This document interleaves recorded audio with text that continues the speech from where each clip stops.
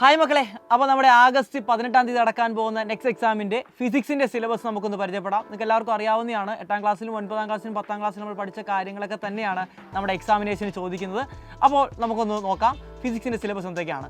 First മൊഡ്യൂളിൽ നമ്മൾ നോക്കുമ്പോൾ ഫോഴ്സ് ആൻഡ് ഫ്രിക്ഷൻ ആണ് നമ്മുടെ ഫസ്റ്റ് മൊഡ്യൂൾ എന്ന് പറയുന്നത്. ഫസ്റ്റ് മൊഡ്യൂൾ നമ്മൾ കവർ ചെയ്യുന്ന ടോപ്പിക് എന്ന് പറയുന്നത് what is force, type of force, scalar and vector quantity, friction, ഇത്രയും കാര്യങ്ങളാണ് ഫസ്റ്റ് മൊഡ്യൂൾ നമ്മൾ കവർ ചെയ്യുന്നത്. അടുത്ത മൊഡ്യൂൾ നമ്മൾ നോക്കുകയാണെങ്കിൽ ത്രസ്റ്റ് ആൻഡ് പ്രഷർ ആണ്. അതിൽ നമ്മൾ കവർ ചെയ്യുന്ന topic atmospheric pressure, liquid pressure, ഇത്രയും കാര്യങ്ങളാണ് നമ്മളവിടെ കവർ ചെയ്യുന്നത്. ദെൻ തേർഡ് മൊഡ്യൂളിൽ നമ്മൾ വരുമ്പോൾ സൗണ്ട് ആണ്.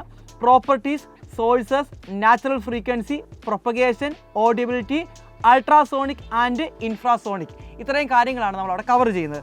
അടുത്ത നമ്മുടെ സിലബസിൻ്റെ അടുത്ത മൊഡ്യൂൾ നോക്കുമ്പോൾ ഇലക്ട്രിസിറ്റി ആണ്. നമുക്കറിയാവുന്നതാണ് ഇലക്ട്രിസിറ്റി നമ്മൾ 9ാം ക്ലാസ്സിലും 10ാം ക്ലാസ്സിലൊക്കെ പഠിക്കുന്നതാണ്. ഇലക്ട്രിസിറ്റിയിൽ വരുന്നത് insulators, conductors, current, capacitor, resistor, thunder and lightning, ഇത്രയും കാര്യങ്ങളാണ് അവിടെ പഠിക്കേണ്ടത്.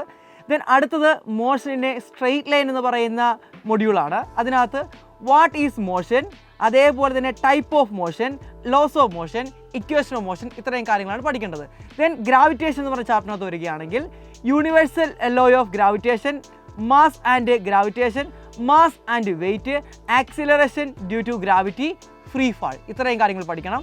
ദെൻ സെക്കൻഡ് ലാസ്റ്റ് മൊഡ്യൂളിലോട്ട് വരികയാണെങ്കിൽ മാഗ്നറ്റിക് എഫക്റ്റ് ഓഫ് കറണ്ട് ആണ്. അതിൽ നമുക്ക് പഠിക്കേണ്ട കാര്യങ്ങൾ നോക്കാം. Electro magnet, magnetic field, solenoid, electric motor, ഇത്രയും കാര്യങ്ങളാണ് പഠിക്കേണ്ടത്.